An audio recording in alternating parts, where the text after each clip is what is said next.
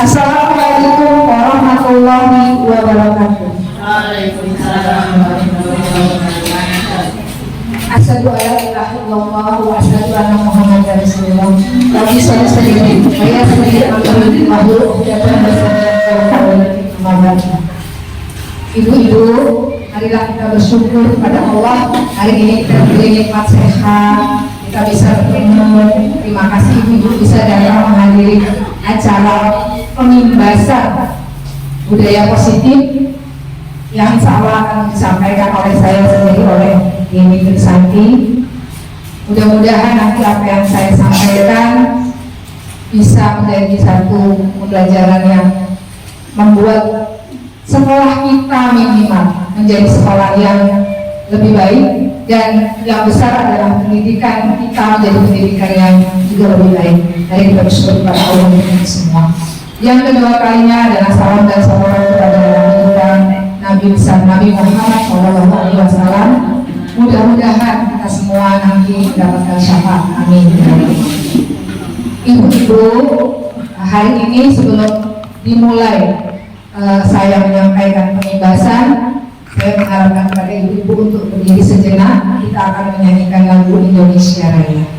Kepada ibu-ibu, mohon berdiri.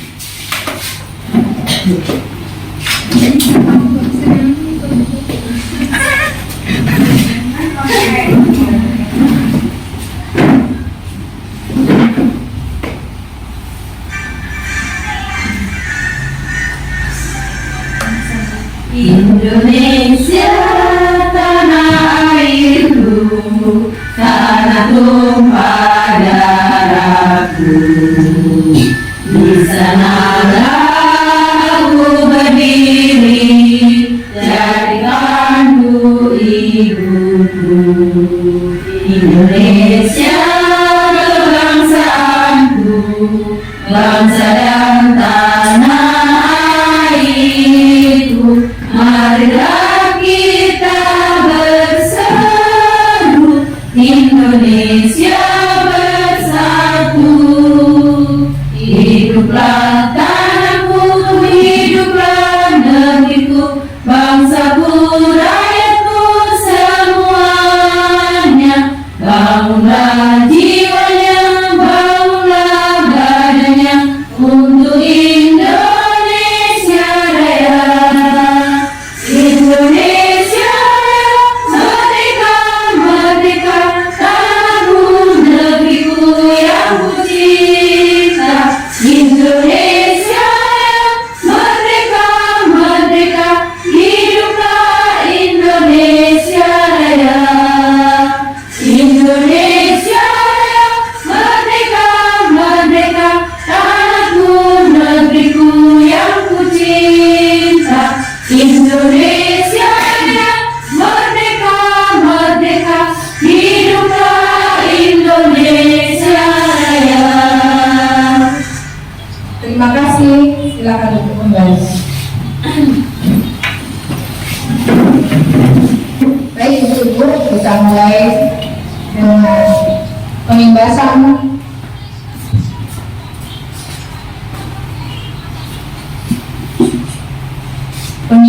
modul 1.4 budaya positif kepada rekan sejawat oleh Dini Trisanti SPD, calon guru penggerak angkatan 10. Kita buat kesepakatan kelas tuh. Yang pertama adalah hadir tepat waktu. Yang kedua, raise hand ketika ingin berbicara. Yang ketiga, jika ada yang berbicara maka yang lain mendengarkan. Yang keempat, aktif dalam diskusi. Yang kelima, bahagia. Jangan lupa. Baik, tapi pembahasan yang pertama adalah budaya positif dan nilai-nilai kebajikan. Yang kedua, teori motivasi, hukuman dan penghargaan, restitusi. Yang ketiga, keyakinan kelas. Yang keempat, kebutuhan dasar manusia. Yang kelima, posisi kontrol. Yang keenam, segitiga restitusi.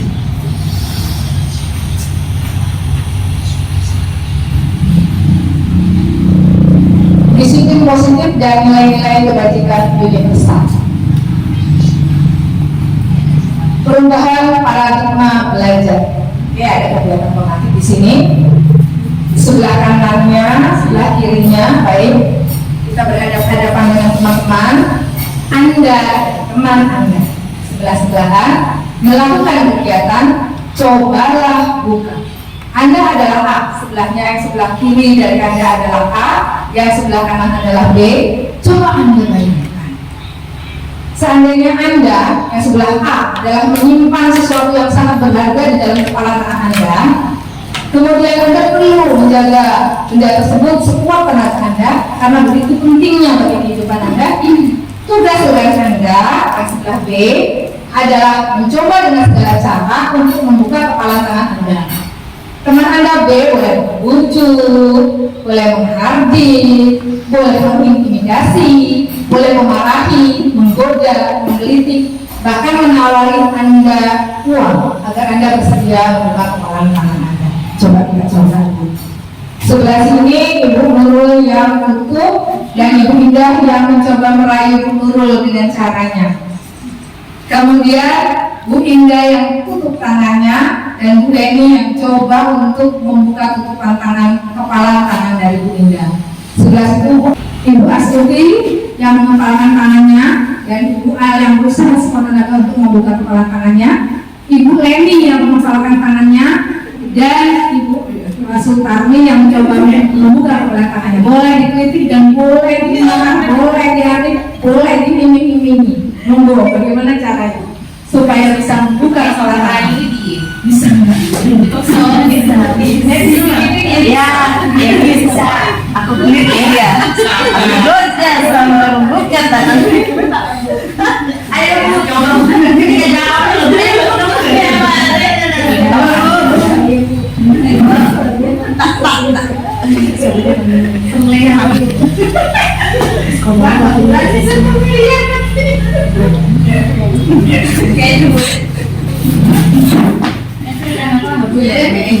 Baik-baik Bu Ibu. Apakah Anda yang mengepalkan tangan yang A, Ibu yang tadi A yang mengepalkan tangan itu mau membuka kepalan tangannya setelah Anda rayu? Nggak mau. Nggak mau. Mau setelah Anda kritikin? Nggak mau. Nggak mau, berusaha untuk tetap mengepalkan tangannya. Kenapa ya Bu? Kenapa A? Kenapa Ibu yang A tadi tidak mau membuka kepalan tangannya ya? Kenapa Bu menurut Ibu? Menurut Ibu Nurul yang tadi mau membuka kepala tangannya kenapa Bu? Yang dikasih sama Bu Indah kurang banyak? Atau kepada Ibu Astuti tidak mau membuka kepala tangannya? Apakah tadi Bu A kurang marahnya? Oh, marahnya kritik, tapi tidak berfungsi kritikannya. Maunya baik Bu. Artinya apa? Dalam kegiatan ini, sesungguhnya siapa yang memegang kendali atau kontrol untuk membuka atau menutup kepala tangan adalah ibu yang mempunyai kepala tangan, yang mengepalkan tangan. Baik, slide selanjutnya. Kemungkinan jawaban kita terhadap pertanyaan pertama dan kedua bervariasi, antara yang bersedia membuka dan yang tetap bertahan menutup kepala tangan. Pertanyaan ketiga, siapakah yang sesungguhnya memegang kontrol, yaitu yang menutup kepala tangan atau yang berusaha dengan segala cara untuk membuka kepala tangan rekannya? Tadi sudah dijawab bahwa yang menutup kepala tangan adalah yang memegang kontrol. Kemudian jawabannya tentu kita sendiri yang memegang kontrol atas kepala tangan kita. Apakah kita membuka atau menutup kepala tangan kita, itu tergantung pada diri kita masing-masing, sesuai dengan kebutuhan dasar kita saat ini. Psikiater dan pendidik Dr. William Glasser dalam kontrol teori yang kemudian berkembang dan dinamakan choice theory meluruskan beberapa miskonsepsi tentang makna kontrol. Ilusi guru mengontrol murid. Pada dasarnya, kita tidak dapat memaksa murid untuk berbuat sesuatu jika murid tersebut memilih untuk tidak melakukannya. Jadi ibu-ibu di sekolah kita kadang-kadang ada anak menurut kepada kita itu ada banyak faktornya. Tapi apabila kita mengontrol murid, tidak bisa mengontrol murid kalau anak itu tidak mau, tidak membuka dirinya. Kemudian yang kedua, ilusi bahwa semua penguatan positif efektif dan bermanfaat. Penguatan positif atau bujukan adalah bentuk kontrol. Segala usaha yang mempengaruhi murid agar mengulangi suatu perilaku tertentu adalah suatu usaha untuk mengontrol murid tersebut. Penguatan positif itu bisa berupa pujian gitu. Jadi pujian itu terkadang justru tidak selalu bernilai positif, bisa juga bernilai negatif. Kenapa? Karena anak baru mau melakukan sesuatu apabila dia dipuji. Apabila dia tidak dipuji atau tidak mendapatkan pujian, anak tersebut tidak mau melakukan sesuatu. Atau apabila gurunya berhalangan tidak bisa hadir dan sebagainya, anak tersebut tidak mau menurut dengan gurunya. Kemudian ilusi bahwa kritik dan membuat orang merasa bersalah dapat menguatkan karakter. Menggunakan kritik dan rasa bersalah untuk mengontrol murid menuju identitas gagal. Jadi kalau kita menggunakan kritik, ada dua macam kritik. Yang pertama adalah kritik membangun, yang kedua adalah kritik menjatuhkan. Kalau yang dimaksud di sini adalah kritik menjatuhkan. Jadi anak-anak dibuat dia merasa bersalah atas apa yang dia lakukan, sehingga yang terjadi anak-anak itu justru tidak memiliki motivasi. Dia hanya merasa bahwa yang dia lakukan salah dan dia tidak bisa lagi, dia tidak punya keinginan untuk menjadi anak yang lebih baik. Dia hanya merasa bersalah saja. Kemudian ilusi bahwa orang dewasa memiliki hak untuk memaksa. Banyak orang dewasa yang percaya bahwa mereka memiliki tanggung jawab untuk membuat murid-murid berbuat hal-hal tertentu. Adapun yang dilakukannya dapat diterima selama ada sebuah kemajuan berdasarkan sebuah kumpulan kinerja. Pada saat itu pula orang dewasa akan menyadari bahwa perilaku memaksa tidak akan efektif untuk jangka waktu panjang dan sebuah hubungan permusuhan akan terbentuk. Seperti tadi Bu, jangankan perilaku memaksa, perilaku memuji pun itu tidak efektif untuk jangka waktu yang panjang. Seperti yang tadi sudah disampaikan bahwa apabila anak melakukan sesuatu berdasarkan dorongan dari luar, dia tidak punya kesadaran dari dalam diri sendiri. Kalau dia tidak dipuji, maka dia tidak akan melakukan sesuatu hal. Apalagi dengan melakukan pemaksaan. Kalau anak kita paksa untuk melakukan sesuatu, mungkin saat itu dia melakukannya, tapi dia tidak melakukannya dengan ikhlas, dia tidak melakukannya dengan artinya. Dia hanya melakukannya karena takut dimarah oleh gurunya, karena takut bahwa nanti misalnya nilainya menjadi lebih buruk, atau dia takut diadukan kepada orang tuanya dan lain sebagainya. Jadi hal kesalahan yang sama pun bisa terulang kembali di waktu yang berbeda, karena dia tidak sadar dari dalam dirinya, dia hanya karena dipaksa untuk melakukan sesuatu. Baik, selanjutnya, bagaimana seseorang bisa berubah dari paradigma stimulus respon kepada pendekatan teori kontrol? Stephen R. Covey, Principle Multiple Content Leadership 1991 mengatakan bahwa bila kita ingin membuat kemajuan perlahan, sedikit, ubahlah sikap atau perilaku Anda. Namun, bila kita ingin memperbaiki cara-cara utama kita, maka kita perlu mengubah perangkat acuan kita. Ubahlah bagaimana Anda melihat dunia, bagaimana Anda berpikir tentang manusia. Ubahlah paradigma Anda. Skema pemahaman dan penjelasan aspek-aspek tertentu tentang realitas. Jadi, perubahan yang dimaksudkan itu tidak bisa dilakukan secara instan. Tidak mungkin kalau hari ini kita mengajarkan anak sesuatu, kemudian dia besok berubah seperti apa yang kita harapkan. Semuanya harus dilakukan terus-menerus dan menjadi satu kebiasaan. Apabila sudah menjadi satu kebiasaan, dia akan berubah menjadi satu karakter. Jadi, kepada anak TK kita tidak boleh bosan.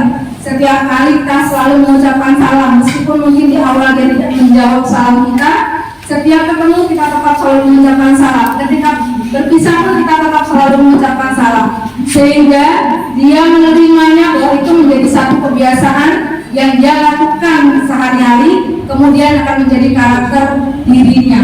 Jadi kita juga harus merubah semua itu dari diri kita sendiri. Misalnya dari kerajinan kita, dari keramahan kita, dari pola berpikir kita. Kalau kita sudah berubah diri kita perlahan-lahan, insya Allah akan terimbas kepada anak-anak didik kita, kepada rekan-rekan sejawat kita, dan kepada lingkungan kita pada umumnya. Ini ada dua bagan. Yang di sebelah kanan ibu adalah teori kontrol, dan yang sebelah kiri adalah stimulus respon. Di sini bisa dilihat ada dua perbedaan, sangat mencolok perbedaannya. Misalnya di stimulus respon, realitas kebutuhan kita sama. Jadi dianggap orang yang memiliki usianya misalnya sama, memiliki kebutuhan yang sama. Kemudian kalau di teori kontrol, realitas kebutuhan kita itu berbeda. Contohnya begini, di stimulus respon, realitas kebutuhan kita sama. Misalnya anak TK itu dianggap memiliki kebutuhan yang sama, kebutuhan akan dia bermain, kebutuhan akan dia makanan dan sebagainya, dianggap semuanya sama kebutuhan. Sementara di teori kontrol tidak. Satu anak yang lain bisa jadi memiliki kebutuhan yang berbeda dengan temannya pada saat di situasi yang sama. Misalnya di pagi hari itu ada anak yang satu dia belum sarapan, sementara anak yang lain sudah sarapan dari rumah. Maka dia mempunyai kebutuhan yang beda. Anak yang pertama mungkin merasakan lapar sehingga dia ingin segera jamnya makan. Sementara anak yang satu karena dari rumah dia sudah kenyang, dia lebih fokus mengajarkan, mengikuti pembelajaran yang hari itu dilaksanakan. Jadi perbedaannya jelas antara stimulus respon dan teori kontrol yang menganggap bahwa realitas kebutuhan kita sama, sementara teori kontrol mengatakan bahwa realitas kebutuhan kita itu berbeda. Kemudian yang kedua, semua orang melihat hal yang sama di stimulus kontrol dan di teori kontrol setiap orang memiliki gambaran yang berbeda. Contohnya adalah misalnya dalam kegiatan kita hari ini saja, semua orang melihat hal yang sama, bahwa hari ini saya sedang melakukan pengimbasan. Itu menurut stimulus respon. Tapi menurut teori kontrol bisa jadi bahwa hari ini saya mendapatkan sesuatu yang baru. Jadi di teori kontrol saya merasa bahwa saya memiliki sesuatu yang baru. Mungkin Ibu Indah hari ini berangkat mendapatkan yang lain, sementara Ibu Sutrami berangkat mempunyai pandangan yang lain. Walaupun saya membicarakan hal yang sama, tapi bisa jadi penangkapan dari ibu yang satu dengan ibu yang lain itu berbeda. Kemudian di stimulus respon, kita mencoba mengubah orang agar berpandangan sama dengan kita. Kalau di teori kontrol, kita berusaha memahami pandangan orang lain tentang dunia.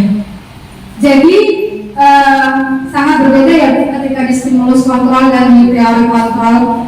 Di teori kontrol kita membebaskan orang untuk berpikir, dan kita menuntut diri kita sendiri untuk melakukan perubahan, untuk mencoba mengerti bagaimana orang lain berpikir. Sementara di stimulus respon, bahwa semua orang itu harus berpikiran seperti apa yang kita pikirkan. Jadi sangat berbeda. Kemudian di stimulus respon, perilaku buruk dilihat sebagai suatu kesalahan. Sementara di teori kontrol, semua perilaku memiliki tujuan. Baik itu perilaku baik maupun itu perilaku buruk, itu semua memiliki tujuan kalau menurut teori kontrol. Sementara di stimulus respon, orang bikin salah berarti dia adalah orang yang tidak baik. Itu sudah dibuat stempel bahwa orang ketika melakukan kesalahan maka dia tidak baik. Sementara di teori kontrol, orang yang melakukan kesalahan itu bisa memperbaiki dirinya. Jadi tidak ada stempel bahwa orang tersebut adalah orang yang tidak baik. Kemudian di stimulus respon, orang lain bisa mengontrol saya. Sementara di teori kontrol, hanya Anda yang bisa mengontrol diri Anda. Seperti tadi yang sudah kita laksanakan, kita praktekkan bersama tentang mengepalkan tangan itu tadi. Maka di teori kontrol hanya kita yang bisa menentukan akan membuka kepala tangan atau akan tetap menutup kepala tangan kita. Kemudian di stimulus respon, saya bisa mengontrol orang lain. Di teori kontrol, Anda tidak bisa mengontrol orang lain. Jadi ada perbedaan paradigma yang sangat besar. Kemudian di stimulus respon juga pemaksaan ada saat rujukan gagal. Kalau di teori kontrol, kolaborasi dan konsensus menciptakan pilihan-pilihan baru. Maksudnya di sini, kalau di stimulus respon, ketika kita membujuk anak atau merayu anak atau melakukan ujian atau melakukan sesuatu kegiatan yang menurut kita anak itu melakukannya tapi dia tetap tidak mau melakukannya, maka kita bisa melakukan pemaksaan, misalnya dengan mengancamnya.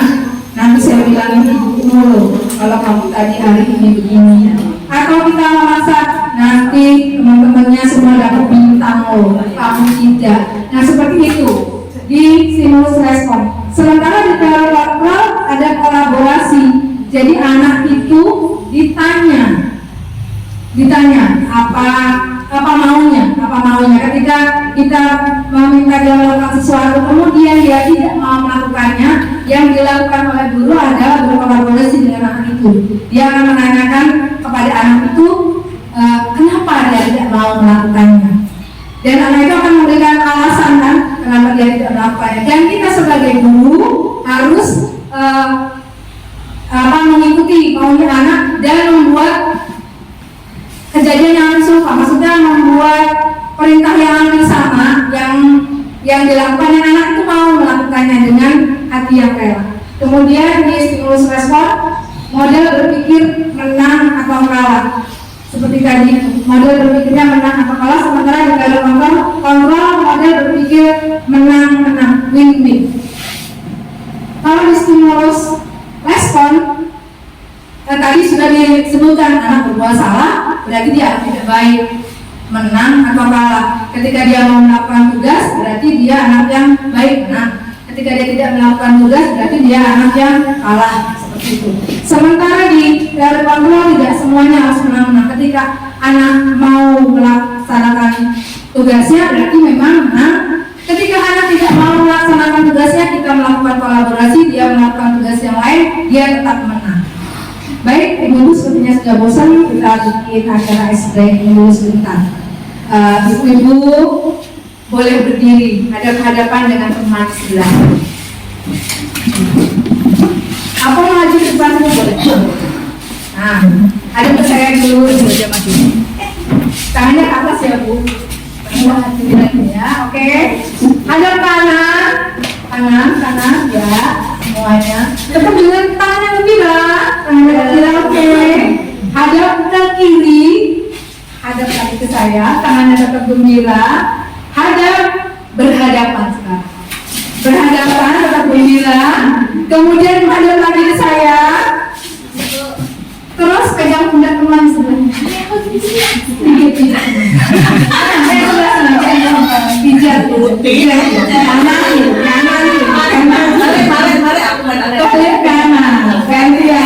Enak. Sampai jatuh sedikit, turun lagi ke bawah. Aduh, ngomongin lagi nih. Ya, terima kasih. Masih aku ibu. Ayo dilanjutkan. Apa yang dimaksud dengan disiplin? Makna disiplin dan nilai-nilai kebajikan menjadi besar. Makna kata disiplin dimaknai menjadi sesuatu yang dilakukan seseorang pada orang lain untuk mendapatkan kepatuhan. Bapak pendidikan kita, Ki Hajar Dewantara, mengatakan bahwa di mana ada kemerdekaan, disitulah harus ada disiplin yang kuat. Sungguh pun disiplin itu bersifat self-disiplin, yaitu kita sendiri yang mewajibkan kita dengan sekeras-kerasnya. Tetapi itu sama saja, sebab jikalau kita tidak cakap melakukan self-disiplin, wajiblah penguasa lain mendisiplinkan diri kita. Dan peraturan demikian itulah harus ada di dalam suasana yang merdeka. Ki Hajar Dewantara, Pemikiran, Konsepsi, Keteladanan, Sikap Merdeka, cetakan kelima 2013 halaman 470. Jadi Ibu, kita tidak bisa berekspektasi kepada orang lain, tapi kita harus dan bisa berekspektasi kepada diri kita sendiri. Jadi disiplin itu tidak bisa dibentuk kalau hanya berdasarkan perintah dan kesuruhan orang lain, tapi disiplin itu harus muncul dari dalam diri kita sendiri. Kalau diri kita sendiri tidak punya dorongan untuk melakukan kedisiplinan, akan sangat sulit, karena sebenarnya musuh yang terbesar dari kita adalah diri kita sendiri. Musuh yang terbesar dari diri kita sendiri. Jadi ketika kita misalnya malas belajar, hanya kita sendiri yang bisa membuat diri kita untuk, oh saya harus mempelajari ini berguna untuk saya di kemudian hari. Kalau kita tidak punya pemikiran seperti itu, kita malas belajar, walaupun dipaksa orang-orang di sekitar kita untuk belajar, itu tidak kita lakukan. Kalaupun kita membaca atau melakukan sesuatu yang mendekati belajar, ilmunya tetap tidak akan kita serap semaksimal kita kalau kita punya niat itu dari dalam diri kita sendiri. Di situ Ki Hajar menyatakan bahwa untuk mencapai kemerdekaan atau dalam konteks pendidikan kita saat ini, untuk menciptakan murid yang merdeka, syarat utamanya adalah harus ada disiplin yang kuat. Disiplin yang dimaksud adalah disiplin diri yang memiliki motivasi internal. Jika kita tidak memiliki motivasi internal, maka kita memerlukan pihak lain untuk mendisiplinkan kita atau motivasi eksternal, karena berasal dari luar, bukan dari dalam diri kita sendiri. Adapun definisi kata merdeka menurut Ki Hajar adalah, Bu, saya minta kepada Ibu Guru untuk membacakan menurut Ki Hajar itu, Bu, supaya lebih jelas dengan bahasa yang pas. Maju. Saya nggak bisa. Abdika ikut jalannya orang melepasi pantai yang cukup kuat kuasa mandiri priaga. Artinya ketika itu tidak hanya terlepas dari kita, akan tetapi juga cakap buat mengikat diri sendiri. Terima kasih kepada Bu Nurul. Baik Bu, kita lanjutkan.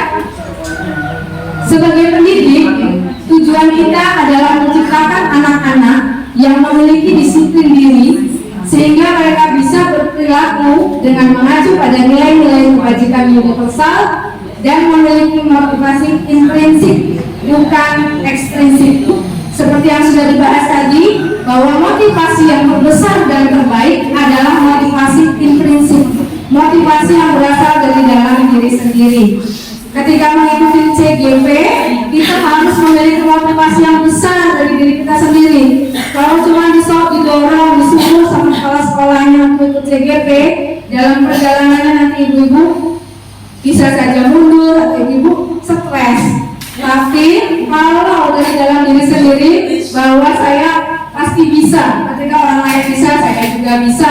Kemudian bahwa saya insya Allah akan ketika mempelajari semua modul-modul ini pasti akan bermanfaat minimal untuk diri saya sendiri, maka itu akan membuat kita insya Allah menyelesaikan tugas-tugas tepat pada waktunya. Ki Hajar Dewantara maupun Dian Gosan, di mana kedua pakar pendidikan mengajukan disiplin sebagai bentuk kontrol diri, yaitu belajar untuk kontrol diri agar dapat mencapai suatu tujuan beliau. Tujuan beliau di sini mengacu pada nilai-nilai atau prinsip-prinsip kuliah yang dianut seseorang. Kita namakan nilai-nilai tersebut dengan nilai-nilai kebajikan atau virus yang universal. Salah satunya adalah nilai-nilai kebajikan yang ingin dicapai oleh setiap anak Indonesia yang kita kenal dengan profil pelajar Pancasila. Nilai-nilai kebajikan pada profil pelajar Pancasila dan kebajikan universal. Ada berapa, Bu? Kita bisa lihat di slide itu, nilai-nilai profil pelajar Pancasila ada berapa, Bu? Ada 6. Baik. Yang pertama adalah beriman dan bertakwa kepada Tuhan Yang Maha Esa dan berakhlak mulia. Itu adalah fondasi yang paling dasar, Bu. Kita di TK beriman dan bertakwa kepada Tuhan Yang Maha Esa dan berakhlak melalui pembiasaan. Jadi ini adalah dasarnya. Kemudian yang kedua berkebinekaan global. Yang ketiga gotong royong. Gotong royong itu adalah budaya dari dulu, dari zaman nenek moyang kita. Indonesia itu sudah terkenal dengan gotong royongannya. Kemudian mandiri. Kita berharap anak-anak kita, terutama anak-anak TK, menjadi anak-anak yang mandiri, minimal untuk dirinya sendiri. Kemudian kreatif dan bernalar kritis. Ada yang bisa menyanyikan lagu ini, Bu? Saya minta Ibu Asuti mungkin mau menyanyikan lagu ini, lagu Pelajar Pancasila. Monggo.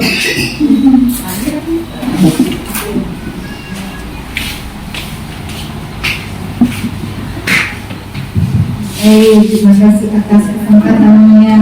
Ibu ada yang sudah bisa? Nadanya naik ya teman.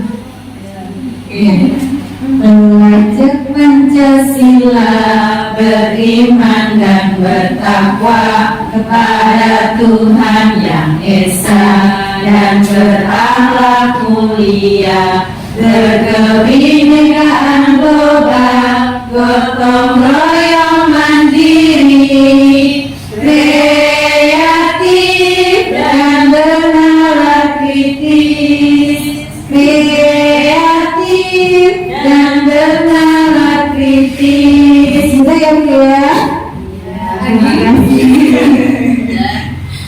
Terima kasih Bu Astuti.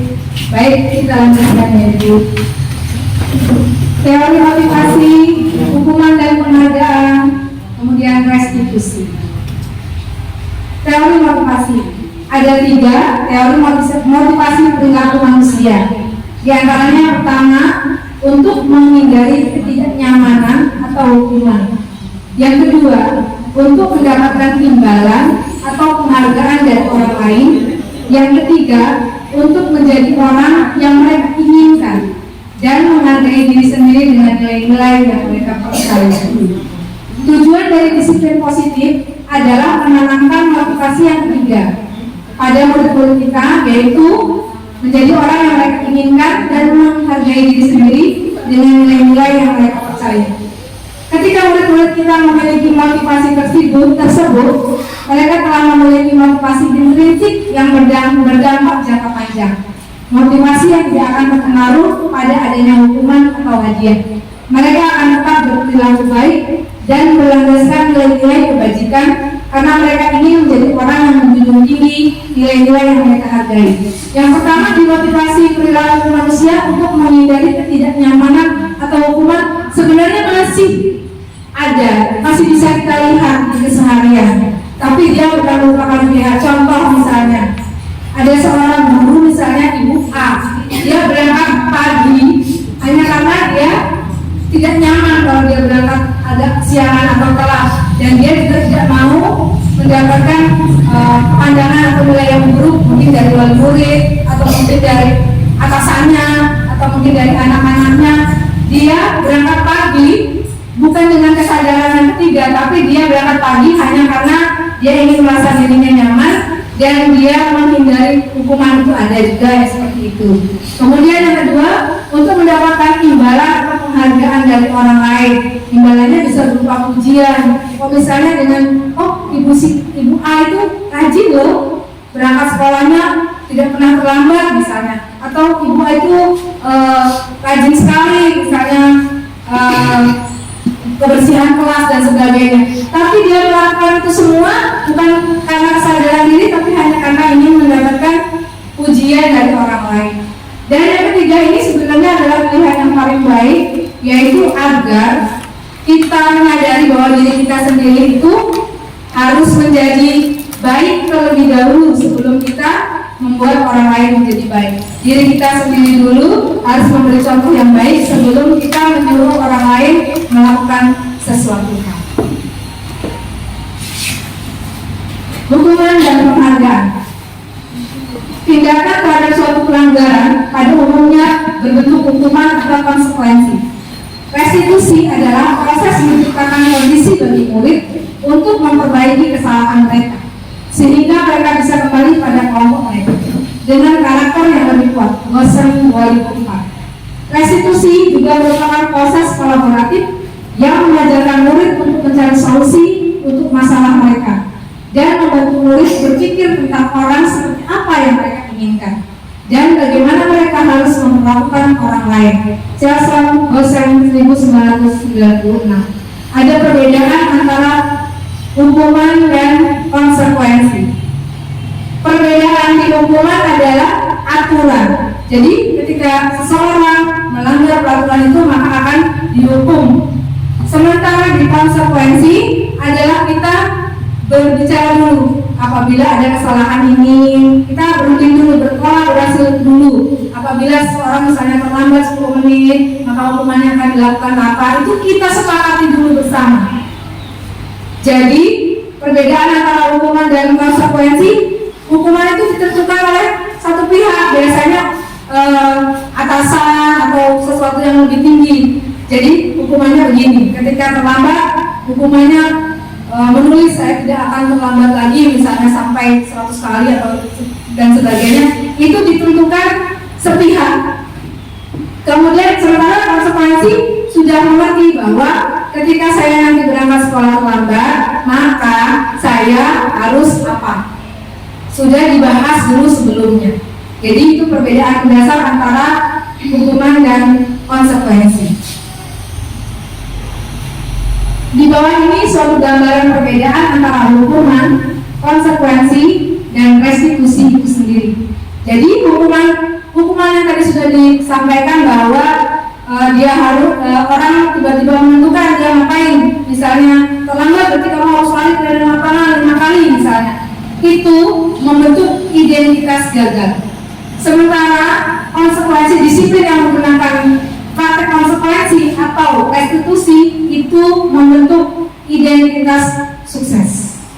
Kenapa? Karena di hukuman anak-anak pasti di dalam hatinya tidak terima ketika dia dihukum, pasti seperti itu. Sementara di disiplin dengan konsekuensi, anak itu sudah tahu bahwa ketika dia melakukan satu kesalahan, maka dia harus melakukan sesuatu untuk menstabilkan kesalahannya itu.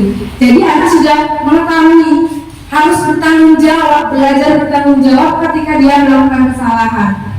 Begitu juga di restitusi. Ketika di restitusi adalah identitas yang sukses. Baik, kita lihat di bawahnya adalah sesuatu yang menyakitkan yang harus terjadi ketika dihukum. Ibu-ibu pernah mengalami waktu sekolah dulu dihukum? Pernah Bu? Pernah. Saya juga pernah mengalami waktu salah dulu dihukum. Bahkan ketika saya dulu, misalnya ada guru yang sedang berbicara, kemudian saya juga berbicara, itu mungkin papan tulis yang jalan. Atau kalau sekarang itu sudah tidak boleh karena itu kekerasan, itu tidak boleh dilakukan. Tapi zaman dulu hukuman seperti itu masih dilakukan ketika saya masih sekolah dulu. Jadi apa yang tertinggal? Kejadian itu mungkin sudah terjadi ketika saya SD atau saya SMP atau saya SMA, tapi itu masih saya ingat sampai sekarang ketika saya sudah menjadi guru. Artinya bahwa hukuman itu meninggalkan sesuatu yang menyakitkan, sementara di konsekuensi adalah sesuatu yang harus terjadi. Jadi kita melakukan kesalahan yang sama misalnya dengan yang dilakukan di hukuman, misalnya kita terlambat, tapi kita sudah tahu, waduh saya terlambat nih sampai sekolah. Waduh, karena misalnya terjebak macet atau bangun kesiangan dan apapun alasannya, tapi sudah tahu bahwa ketika saya terlambat ini, maka konsekuensinya saya tidak bisa masuk di jam pelajaran pertama. Dia sudah tahu, jadi dia jauh lebih bisa menerima kenyataan. Kalau di restitusi itu merupakan satu pilihan. Maksudnya bagaimana? Kok beda? Apa beda antara konsekuensi terus restitusi? Kalau restitusi merupakan satu pilihan. Maksudnya bagaimana? Ternyata kalau di restitusi, misalnya kasusnya anak datang terlambat, kalau di hukuman kan sudah jelas dia langsung dihukum lari misalnya. Kalau di konsekuensi dia juga sudah tahu bahwa ketika saya datang terlambat, maka yang terjadi adalah saya tidak bisa memasuki pelajaran misalnya. Kalau di restitusi, anak itu ditanya dulu apa alasannya, kenapa dia terlambat, diterima dulu dia alasan dia, kemudian distabilkan emosinya bahwa oke, terlambat itu biasa, tapi tidak boleh menjadi kebiasaan. Jadi biasa, ibu juga pernah terlambat, jadi dia diterima dulu. Kemudian ditanya kepada dia, menurut kamu terlambat itu perbuatan yang baik atau tidak? Nah, anak akan menjawabkan pasti tidak baik. Ketika anak sudah menyadari bahwa itu adalah perbuatan yang tidak baik, ditanyakan. Jadi ketika itu perbuatan itu menurut kamu tidak baik, maka apa yang harus kamu lakukan? Bisa jadi dia menjawab, saya tidak akan terlambat lagi. Misalnya, kemudian kita tanyakan yang hari ini terlambat, apa yang harus kamu lakukan? Jadi kita beri anak itu kesempatan untuk dia menyelesaikan, mencari solusi atas permasalahan yang dia hadapi sendiri.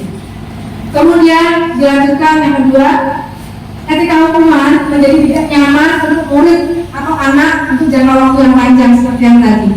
Hukumannya mungkin terjadi ketika kita berusia 12 tahun, ketika kita mungkin berusia 14 tahun, tapi kita mesti mengingatnya ketika kita sudah berusia 20 tahun, 40 tahun, mungkin 50 tahun. Sementara di konsekuensi tidak nyaman untuk murid atau untuk anak dalam jangka waktu pendek. Dia tidak nyaman pada saat itu saja, pada hari itu saja, karena dia tidak nyaman karena dia tahu bahwa dirinya saat itu tidak nyaman hanya dalam jangka pendek, tapi dia tidak menyimpannya dalam memori jangka waktu yang panjang. Kalau di restitusi menguatkan murid atau anak dalam jangka waktu yang panjang, maksudnya bagaimana? Karena dia berhasil mencari solusi dari permasalahan dia sendiri, maka kedepannya dia pasti akan melakukan perubahan yang lebih baik. Di bawahnya, ketika hukuman, korban mendapatkan adilan. Kemudian di konsekuensi, korban bisa diabaikan. Kemudian di restitusi, korban mendapatkan ganti. Maksudnya bagaimana ini? Maksudnya, ketika misalnya satu kejadian seorang anak misalnya memukul temannya, kalau di hukuman anak itu mungkin bisa saja disuruh mengerjakan sesuatu, misalnya dia disuruh lari atau disuruh pukul ganti dan sebagainya misalnya. Berarti si korban yang dipukul itu puas karena dia mendapatkan keadilan menurut dia pada saat itu. Kalau di konsekuensi korban itu bisa diabaikan. Maksudnya adalah bahwa kalau di konsekuensi sudah jelas ketika dia melakukan pemukulan misalnya, karena kita sudah membuat kesepakatan bahwa kita harus saling menyayangi. Ketika kita melakukan sesuatu hal, misalnya kekerasan dan sebagainya, kita sudah tahu apa yang jadi konsekuensi, maka bisa jadi si korban tidak puas. Mungkin korbannya ingin, saya kan dipukul, saya mau dipukul merasakan sakit yang sama. Bisa jadi dia diabaikan karena bukan itu yang menjadi konsekuensi ketika terjadi kasus pemukulan. Kemudian di restitusi, korban mendapatkan ganti. Maksudnya bagaimana? Ketika anak yang melakukan tindak kekerasan itu dimintai solusi. Apa solusi kamu? Misalnya saya mau meminta maaf, atau dia boleh memukul saya ganti dan sebagainya. Jadi anak itu mendapatkan ganti. Kemudian yang terakhir, murid atau anak yang akan tersakiti. Kemudian di konsekuensi, murid atau anak dibuat tidak nyaman. Sementara di restitusi, murid atau anak mendapatkan penguatan. Jelas ya, asal ini. Baik, lanjut. Tindakan dulu. Baik, ini tadi kita buat, dan ibu diharapkan untuk menjawab kira-kira ini yang dibacakan ini termasuk ke dalam hukuman atau konsekuensi. Mencatat 100 kali di dalam buku kalimat saya tidak akan terlambat lagi karena terlambat ke sekolah, itu hukuman atau konsekuensi? Hukuman.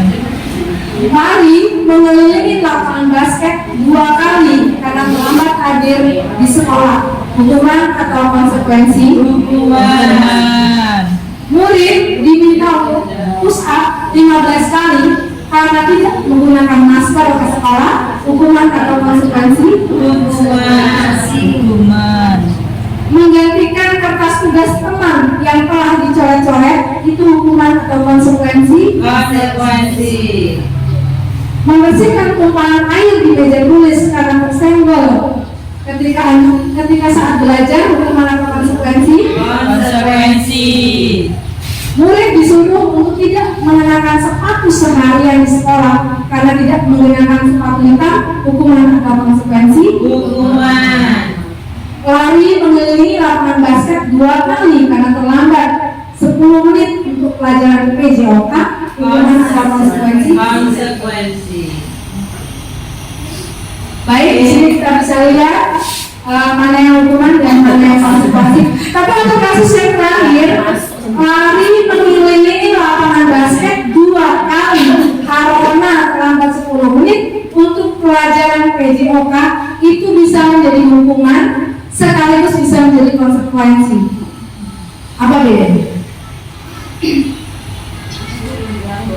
Bedanya adalah ketika anak itu disuruh lari 2 kali karena dia terlambat 10 menit, itu adalah perintah.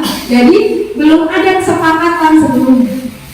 Tapi apabila sudah ada kesepakatan sebelumnya bahwa kalau dia terlambat maka dia akan lari mengelilingi lapangan 2 kali, maka itu menjadi konsekuensi, bukan lagi hukuman. Alfikon Paiset B2 1993, wawancara ASED Annual Conference Maret 1995 mengemukakan baik penghargaan maupun hukuman adalah cara-cara mengontrol perilaku seseorang yang menghancurkan potensi untuk pembelajaran yang sesungguhnya. Menurut Horn, secara ideal, tindakan belajar itu sendiri adalah penghargaan sesungguhnya. Orang selanjutnya juga mengemukakan beberapa pernyataan dari hasil pengamatannya selama ini tentang tindakan memberikan penghargaan yang nilainya sama dengan memukul seseorang. Pengaruh jangka pendek dan jangka panjang. Penghargaan tidak efektif. Penghargaan merusak hubungan. Penghargaan mengurangi kecepatan. Penghargaan menurunkan kualitas. Penghargaan mematikan kreativitas. Penghargaan menghukum. Motivasi dari dalam diri intrinsik. Kenapa penghargaan itu bisa menjadi tidak efektif atau merusak hubungan? Penghargaan itu bisa jadi bentuknya berupa pujian atau hadiah, ya.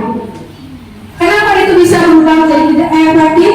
Karena anak tidak akan melakukannya ketika dia tidak dipuji atau tidak mendapatkan imbalan, baik itu berupa hadiah atau berupa uang. Itu juga bisa merusak hubungan. Kenapa bisa merusak hubungan? Karena anak berharap ketika dia melakukan sesuatu, sementara guru atau orang yang diharapkan memberikan pujian atau memberikan hadiah atau reward itu tidak melakukannya, maka anak akan menjadi marah, menjadi tidak terima. Jadi dia bisa merusak hubungan, kemudian itu menjadi tidak efektif, kemudian itu mengurangi kecepatan karena tidak didasari keinginan dari dalam dirinya sendiri. Baik. Restitusi, sebuah pendekatan untuk menciptakan disiplin positif. Sebagai seorang guru, ketika murid Anda melakukan kesalahan, tindakan mana yang akan Anda lakukan? Menunjukkan kesalahannya dan memintanya melihat kesalahannya baik-baik. Mengatakan, kamu seharusnya tahu bagaimana kamu seharusnya bertindak. Mengingatkan murid Anda akan kesalahan yang sama di waktu sebelumnya, atau bertanya padanya, kenapa kamu melakukan sesuatu yang seharusnya tidak kamu lakukan? Mengkritik dan mendiamkan. Kalau Anda melakukan tindakan-tindakan di atas, mungkin Anda akan membuat murid Anda merasa menjadi anak yang gagal. Pertanyaannya sekarang, bagaimanakah sebaiknya respon kita bila ada murid kita melakukan kesalahan? Kita simak artikel sebagai berikut. Restitusi, sebuah cara menanamkan disiplin positif dalam diri murid. Restitusi adalah proses menciptakan kondisi bagi murid untuk memperbaiki kesalahan mereka, sehingga mereka bisa kembali pada kelompok mereka dengan karakter yang lebih kuat. Dosen 2006. Restitusi juga adalah proses kolaboratif yang mengajarkan murid untuk mencari solusi untuk masalah dan membantu murid berpikir tentang orang seperti apa yang mereka inginkan dan bagaimana mereka harus memperlakukan orang lain. Dosen 1996. Ibu-ibu mungkin ada yang sudah sering mendengar restitusi, tapi bisa jadi di ruangan ini mungkin juga ada yang baru pertama kali mendengar tentang restitusi. Jadi restitusi adalah upaya kita bagaimana kita menghadapi seorang anak ketika dia melakukan satu kesalahan tanpa kita menurunkan harga diri anak tersebut. Baik kan? Ciri-ciri restitusi yang membedakannya dengan program disiplin lainnya. Restitusi bukan untuk menebus kesalahan, namun untuk belajar dari kesalahan yang pertama. Yang kedua, restitusi memperbaiki hubungan. Yang ketiga, restitusi adalah tawaran, bukan paksaan. Yang keempat, restitusi menuntun untuk melihat ke dalam ini. Yang kelima, restitusi mencari kebutuhan dasar yang mendasari tindakan. Yang keenam, restitusi diri adalah cara yang paling baik. Yang ketujuh, restitusi fokus pada karakter bukan tindakan. Yang kedelapan, restitusi menguatkan. Yang kesembilan, restitusi fokus pada solusi.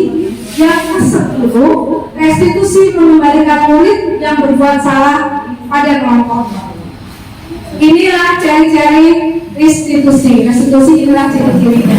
Karena apabila kita melakukan restitusi kepada anak yang melakukan kesalahan, yang pertama sudah pasti kita tidak membuat harga diri anak tersebut jatuh, karena anak tersebut divalidasi perasaannya, ditanya kenapa dia melakukan itu, karena setiap orang pasti mempunyai motif ketika dia melakukan sesuatu.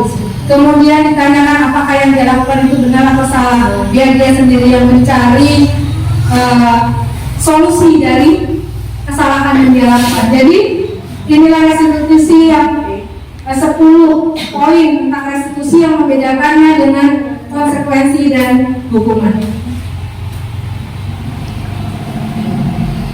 Keyakinan kelas.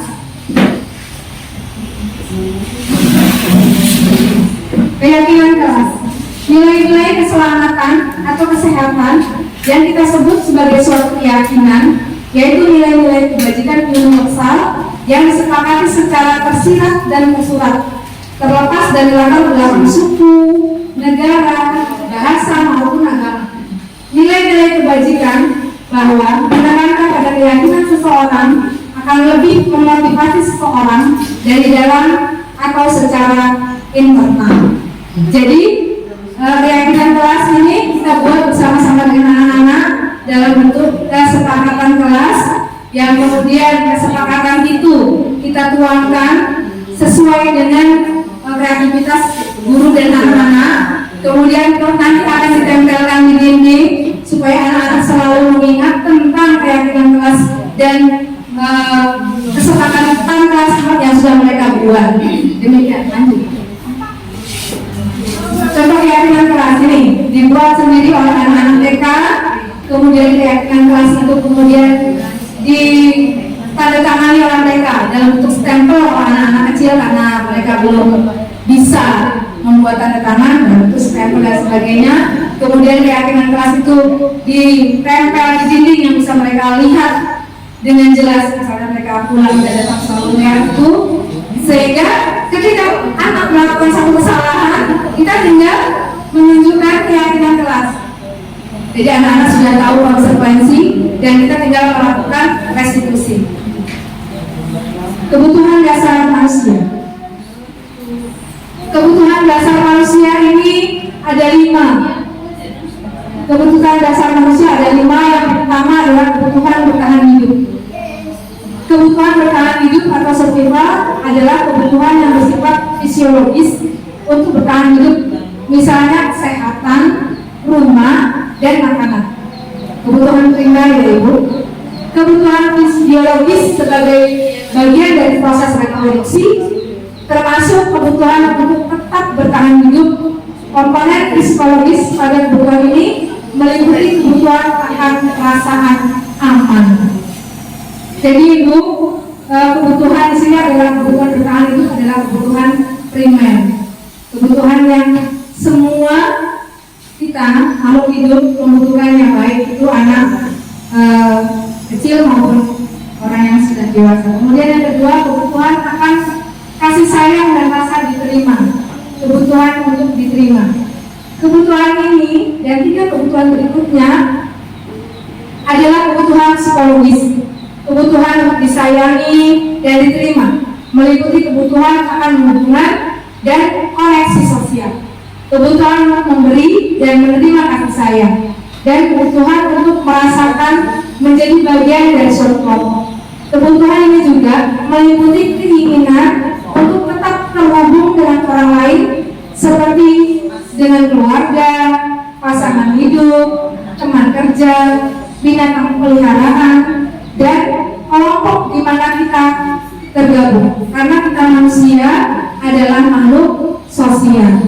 Kita tidak bisa hidup sendiri. Kita harus bisa bekerja sama dan berkolaborasi, baik itu dengan sesama manusia ataupun dengan lingkungan, dengan alam ataupun dengan hewan dan tumbuhan. Baik, selanjutnya adalah penguasaan, kebutuhan pengakuan atas kemampuan. Kebutuhan ini berhubungan dengan kekuatan untuk mencapai sesuatu menjadi komponen, misalnya menjadi terampil, diakui atas prestasinya dan keterampilan kita, didengarkan, kemudian memiliki rasa harga diri. Kebutuhan ini meliputi keinginan untuk dianggap berharga, bisa membuat perbedaan, bisa membuat pencapaian, komponen yang diakui, dihormati. Ini meliputi self-esteem dan keinginan untuk meninggalkan pengaruh. Jadi keinginan kita untuk diakui. Tidak ada sepertinya manusia yang tidak mau diakui keberadaannya. Semua dari kita pasti ingin diakui keberadaannya, baik kita sebagai pribadi maupun kita sebagai anggota dalam kelompok satu masyarakat atau anggota dalam satu kelompok sekolah. Kita ingin diakui keberadaan kita. Kemudian kebutuhan yang keempat, kebutuhan akan kebebasan, kebutuhan akan pilihan. Kebutuhan untuk bebas adalah kebutuhan akan kemandirian otonomi, memiliki pilihan, dan mampu mengendalikan arah hidup seseorang. Anak-anak dengan kebutuhan kebebasan yang tinggi menginginkan pilihan. Mereka perlu banyak bergerak, suka mencoba-coba, tidak terlalu berpengaruh orang lain, dan senang mencoba hal baru dan menarik. Setiap kita membutuhkan kebebasan, termasuk kepada anak-anak.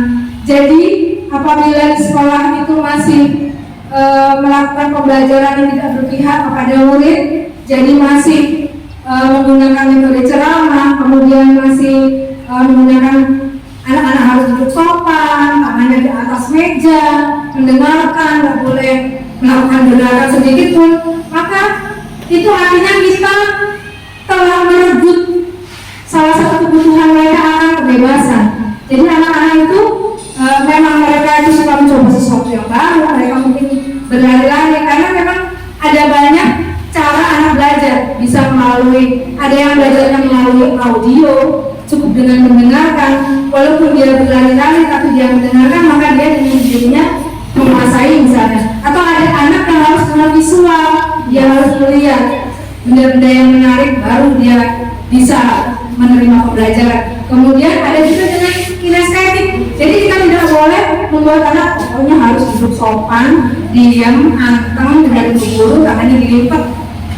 Itu sudah kita tinggalkan lagi yang seperti itu. Karena setiap anak mempunyai cara belajar yang berbeda-beda. Jadi kita sebagai guru harus selain mengerti bahwa itu adalah kebutuhan mereka atas kebebasan, kita harus berpihak kepada murid. Kemudian kebutuhan yang terakhir itu kebutuhan akan kesenangan. Kebutuhan untuk merasa senang. Kebutuhan akan kesenangan adalah kebutuhan untuk mencapai kesenangan, bermain dan tertawa. Bayangkan hidup tanpa kenikmatan apapun. Betapa menyenangkan. Lessor menghubungkan kebutuhan akan kesenangan dengan belajar. Ibu-ibu, saya menceritakan pengalaman. Ini pengalaman yang menarik, sekaligus pengalaman yang tidak menarik menurut saya. Jadi saya dulu kelas 6 SD saya SD Negeri 1 Pekalongan, Lampung Timur.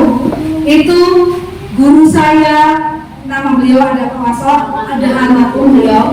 Saat itu beliau itu selalu bilang bahwa kami murid-murid satu kelas itu, karena zaman itu sekolah kami itu sekolah favorit dengan nilai danem yang tinggi-tinggi.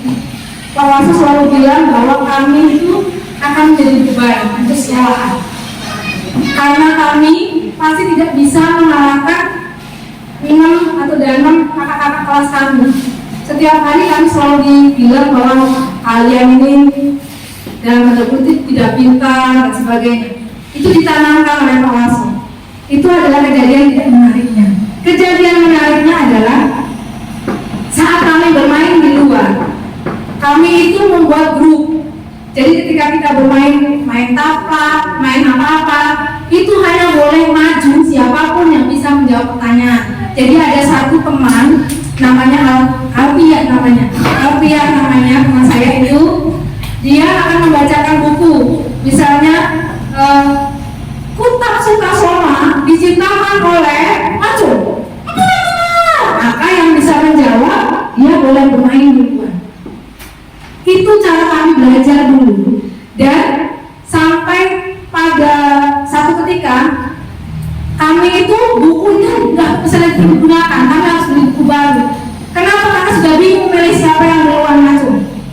Satu buku ilmu pengetahuan umum itu baru Alfiah membacakan, misalnya membacakan undang-undang dasar. Jadi kami belajar tanpa merasa belajar karena kami bermain. Jadi senang, kami belajar itu nggak berasa belajar membosankan dan sebagainya, itu tidak, kami senang. Dan alhamdulillah ketika danem kami mengalahkan anak-anak yang dulu. 41 siswa kami itu tidak ada yang dalamnya di bawah 38. Sementara pembelajarannya hanya 4 mata pelajaran. Jadi kami kemarin pada masa itu terpecut dengan suara guru yang belum tahu, yang merendahkan harga diri kami, yang menganggap bahwa kami adalah beban, yang menganggap bahwa kami tidak akan bisa mengalahkan kakak-kakak kelas. Terpicu karena itu kami bermain, belajar menggunakan kesenangan, dan kami berhasil. Lanjut. 5 teori kontrol. Ada 5 teori kontrol. Yang pertama mengukur, kemudian membuat merasa bersalah, kemudian teman, kemudian memantau, dan terakhir adalah manajer. Ayo kita mulai belajar ya. Pengukur. Seorang pengukur bisa menggunakan hukuman fisik maupun verbal. Orang-orang yang menjalankan posisi pengukur senantiasa mengatakan bahwa sekolah memerlukan sistem atau alat yang dapat lebih menenangkan murid-murid lebih dalam lagi. Paradigma seperti ini mudah-mudahan setelah kita mempelajari hari ini, setelah kita melakukan pembebasan budaya positif, seperti ini mudah-mudahan tidak kita lakukan lagi. Kemudian yang kedua, membuat merasa bersalah. Pada posisi ini biasanya guru akan bersuara lebih lembut, membuat rasa bersalah, akan menggunakan keheningan yang membuat orang lain merasa tidak nyaman, bersalah atau rendah diri. Kamu belum kasihan sama buku, teganya kamu begitu. Anak-anak akan merasa apa? Akan merasa tidak enak hati. Ketika dan dia akan merasa, ya kak saya tega, ya kak saya sayang sama buku. Misalnya. Kemudian posisi kontrol yang ketiga itu menjadi teman. Guru pada posisi ini tidak akan menyakiti murid, namun akan tetap berupaya mengontrol murid melalui persuasi. Posisi teman pada guru bisa negatif ataupun positif. Positif di sini berupa hubungan baik yang terjalin antara guru dan murid. Guru di posisi teman menggunakan hubungan baik dan humor untuk mempengaruhi seseorang. Kalau di sini dijelaskan tentang posisi positifnya, maka saya akan mengatakan tentang posisi negatifnya. Ketika di posisi negatifnya adalah anak sangat nyaman dengan guru tersebut. Jadi ketika suatu saat guru tersebut berhalangan hadir, tidak bisa datang, kemudian digantikan dengan guru yang lain, maka bisa jadi misalnya kepatuhan, kebaikan atau apapun yang dilakukan anak itu tidak yang pada gurunya yang berkeluarga seperti teman tadi tidak dilakukan kepada guru mengganti. Dia kurang nyaman, dia mungkin kurang menghormati, dia mungkin dan lain sebagainya. Itu sisi negatifnya. Yang sebagai pemantau berarti mengawasi. Pada saat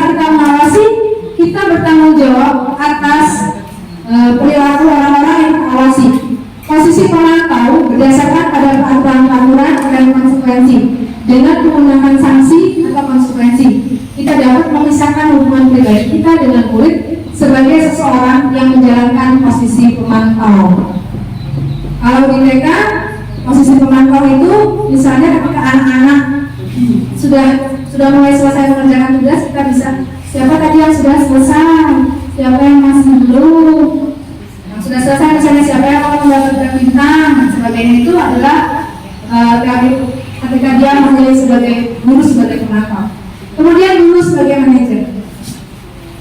Posisi terakhir, manajer adalah posisi di mana guru berbuat sesuatu bersama dengan murid, mempersilahkan murid, mempertanggungjawabkan perilakunya, mendukung murid agar dapat menemukan solusi atas permasalahannya sendiri. Seorang manajer telah memiliki keterampilan di posisi teman maupun pemantau. Dan dengan demikian bisa jadi di waktu-waktu tertentu kembali kepada kedua posisi tersebut bisa diperlukan. Namun bila kita menginginkan murid-murid kita menjadi manusia merdeka, mandiri dan bertanggung jawab, maka tidak perlu mengacu pada restitusi yang dapat menjadikan murid kita seorang manajer bagi dirinya sendiri. Di manajer, murid diajak untuk menganalisis kebutuhan dirinya maupun kebutuhan orang lain. Di sini penekanannya bukan pada kemampuan membuat konsekuensi, namun dapat berkolaborasi dengan murid bagaimana memperbaiki kesalahan yang ada. Jadi dari 5 posisi tadi, posisi sebagai teman dan posisi sebagai pemantau itu bisa kita lakukan. Jadi bukan berarti tidak boleh kita lakukan sama sekali di sekolahan. Itu bisa, tinggal melihat situasi dan kondisi yang terjadi. Jadi dari 5 teori kontrol ini, teori yang terbaik yang kita lakukan sebagai guru adalah teori sebagai manajer.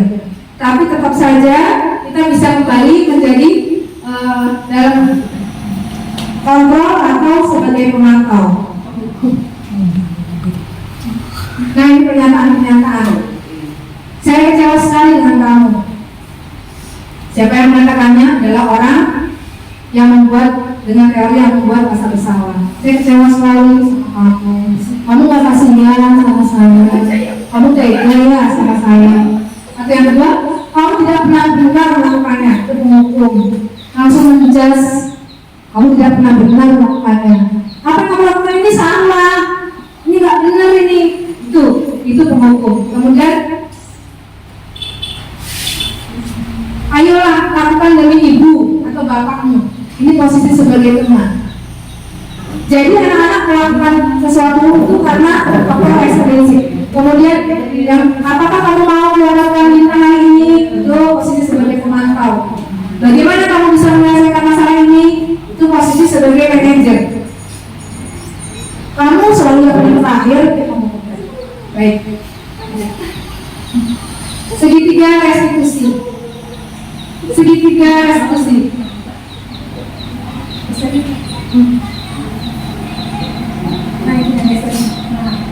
Diana Basan dalam bukunya Restructuring School Discipline 2001 telah merancang sebuah tahapan untuk memudahkan para guru dan orang tua dalam melakukan proses untuk menyiapkan anaknya untuk melakukan restitusi bernama segitiga restitusi. Itu segitiganya ya Bu, kita bisa lihat di situ. Inilah segitiga restitusinya. Kemudian yang di bawah itu adalah memvalidasi. Bisa dengan setiap orang pernah melakukan kesalahan seperti itu. Kamu bukan satu-satunya yang melakukan kesalahan seperti itu. Nah itu, distabilkan dulu identitasnya. Kemudian yang sebelah kirinya divalidasi dulu tindakan yang salah. Misalnya dengan kalimat, kamu tentu punya alasan mengapa melakukan itu. Ada cara yang lebih efektif untuk mendapatkan apa yang kamu butuhkan misalnya. Kemudian ada juga menanyakan keyakinan di sebelah kanannya. Keyakinan rasa apa yang sudah disepakati, kamu mau menjadi orang yang seperti apa, seperti itu. Ini kurang lebih gambaran tentang segitiga restitusi yang bisa kita praktekkan di sekolah. Jadi kita bisa pertama adalah menstabilkan dulu identitasnya, kemudian menanyakan keyakinannya dan memvalidasi tindakan yang salah itu. Dan anak diminta untuk mencari solusi dari kesalahan yang dia lakukan.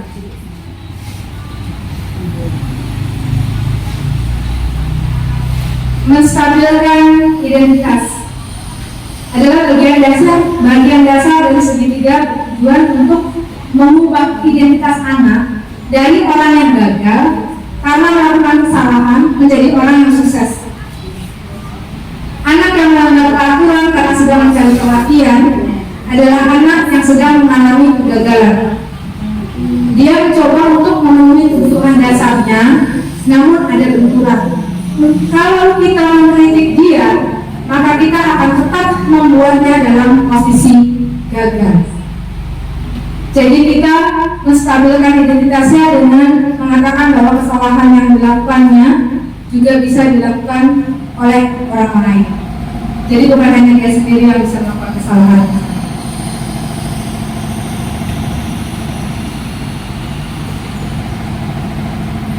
Sisi yang sebelah adalah menstabilkan identitas, stabilize the identity. Kalau kita ingin dia menjadi efektif, maka kita harus meyakinkan si anak dengan cara mengatakan kalimat-kalimat ini. Berbuat salah itu tidak apa-apa. Tidak ada manusia yang sempurna. Saya juga pernah melakukan kesalahan seperti itu. Kita bisa menyelesaikannya. Bapak atau ibu tidak tertarik mencari siapa yang salah, tapi bapak atau ibu ingin mencari solusi dari permasalahan ini. Kamu berhak merasa begitu? Apakah kamu sudah menjadi teman yang baik untuk dirimu sendiri? Sisi sebelah, validasi tindakan yang salah, validate the misbehavior. Setiap tindakan kita dilakukan dengan suatu tujuan, yaitu memenuhi kebutuhan dasar.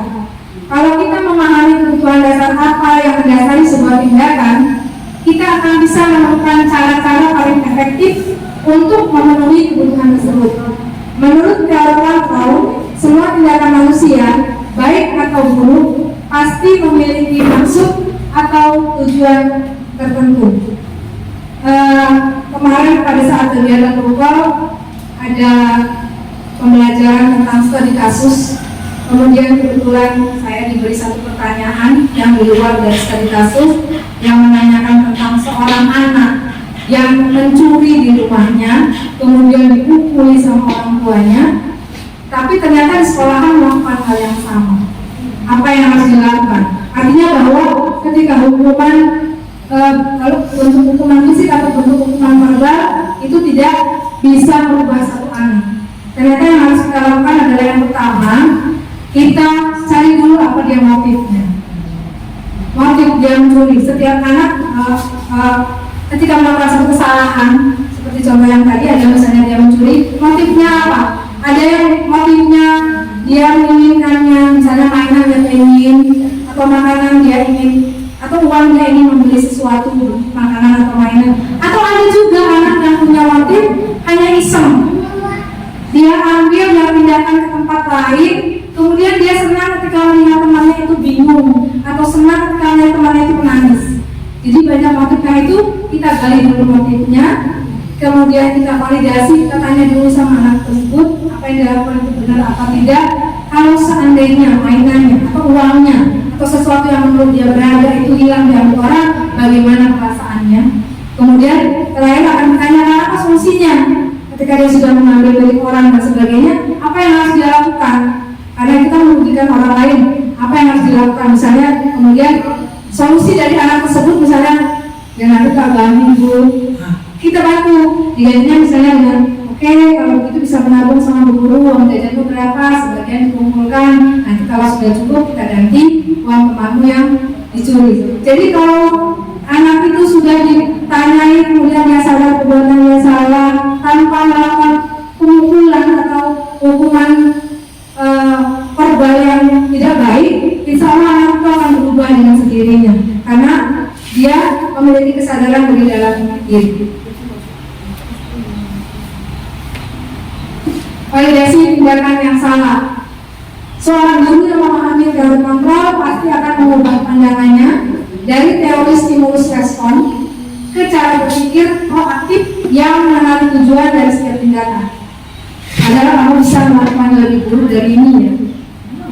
Padahal kamu bisa lebih buruk, misalnya ketika ada anak memukul temannya karena jengkel dari kata-kata itu, padahal kamu sebenarnya bisa lebih melakukan lebih buruk dari ini ya, tapi ya kamu lakukan loh.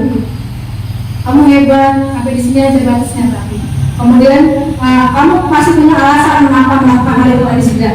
Kamu patut bangga pada dirimu sendiri karena kamu telah melindungi sesuatu yang penting buatmu.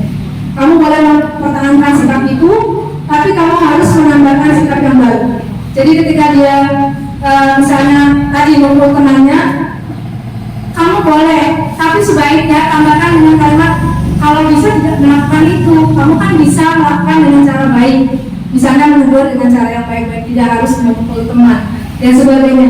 Tapi sebelumnya divalidasi dulu, diakui dulu, jangan kemudian dijudge bahwa apa yang dilakukan salah, kemudian anak itu menjadi anak yang mempunyai perasaan yang gagal.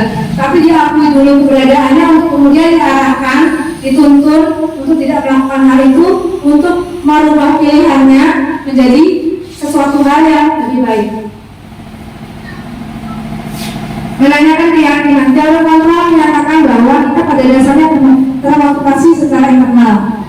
Ketika identitas sukses telah tercapai di langkah satu lagi, dan perilaku yang salah telah divalidasi di langkah dua, maka anak akan siap untuk dihubungkan dengan nilai-nilai yang dia percaya dan berpindah menjadi orang yang dia inginkan. Sisi 3 menanyakan keyakinan. Pertanyaan-pertanyaan di bawah ini menghubungkan keyakinan anak dengan keyakinan kelas. Apa yang kita percaya sebagai kelas? Apa nilai-nilai umum yang telah kita sepakati? Apa bayangan kita tentang kelas yang ideal? Kamu mau menjadi orang yang seperti apa? Anak-anak digali potensi dalam diri dia melalui pertanyaan ini. Kesimpulan, menurut Ki Hajar Dewantara, tujuan dari pendidikan adalah menuntun segala organ yang ada pada anak agar anak bisa mencapai keselamatan dan kebahagiaan yang setinggi-tingginya. Dengan demikian, penerapan budaya positif memiliki tujuan yang sejalan dengan pemikiran KHD dan peran guru penggerak, yakni berpihak pada murid, di mana lingkungan pembelajaran yang positif, aman dan menyenangkan akan menjadikan murid nyaman dan senang selama proses pembelajaran. Dengan demikian, hal itu berorientasi juga dalam upaya mewujudkan visi sekolah. Baik Ibu, kesimpulan dari semua yang sudah kita bicarakan tadi adalah kita sebaiknya berpihak kepada anak dan untuk menerapkan budaya positif menjadi lebih mudah karena itu berdasarkan dari internal pribadi anak. Demikian, terima kasih. Terima kasih. Demikianlah pembahasan yang bisa saya sampaikan. Mudah-mudahan semua yang saya sampaikan tadi bermanfaat untuk kita semua ke depannya, baik itu kita secara pribadi maupun kita secara bermasyarakat, kita kepada anak-anak dan sebagainya. Apabila ada banyak kesalahan, saya mohon maaf. Mari kita tutup acara ini dengan baca hamdalah. Amin. Saya akhiri wabillahi taufiq wal hidayah. Wassalamualaikum warahmatullahi wabarakatuh. Waalaikumsalam warahmatullahi wabarakatuh. Assalamualaikum warahmatullahi wabarakatuh. Terima kasih Ibu Deni. Setelah mengikuti calon guru penggerak ini, Ibu Deni melakukan banyak perubahan di sekolah, terutama tentang disiplin positif. Beliau juga melakukan praktik baik dengan sesama rekan sejawat dengan mengadakan pengimbasan budaya positif. Banyak hal-hal baik yang ditularkan dan menjadi pembelajaran sehingga diharapkan dapat meningkatkan mutu pendidikan. Terima kasih untuk Ibu Deni. Wassalamualaikum warahmatullahi wabarakatuh. Assalamualaikum warahmatullahi wabarakatuh.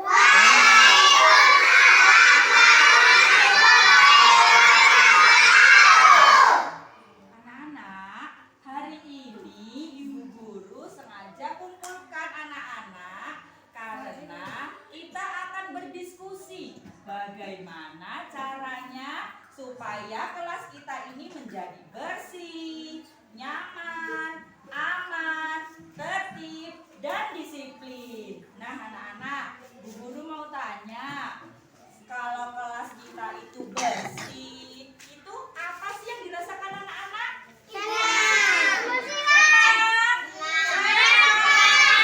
Iya, benar sekali. Senang. Belajarnya jadi apa? Nyaman. Iya, benar sekali.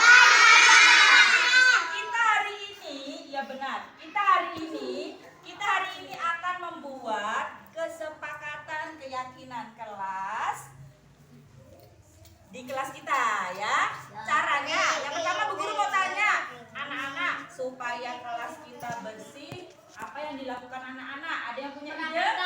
Supaya kelas kita bersih, apa yang dilakukan anak-anak? Sampah. Apa? Putih? Apa? Apa? Dengerin idenya si siapa? Rapa? Apa Rapa? Oh, membuang Membuang sampah sampah. pada tempatnya. Setuju anak-anak? Kalau setuju Bu Guru tulis di sini. 1, ini ide dari siapa? Rapa. 1, buang sampah pada tempatnya. Oke. Setuju?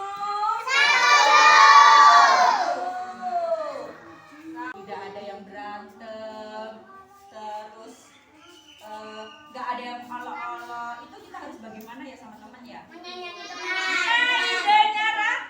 Apa? Pan? Apa Pan? Saling menyayangi teman. Setuju? Kita tulis lagi di sini ya, saling menyayangi teman. Oke, perbuatan baik atau tidak? Nah, setelah kita buat kesepakatan keyakinan kelas, nanti Bu Guru tempel di tembok ya, supaya anak-anak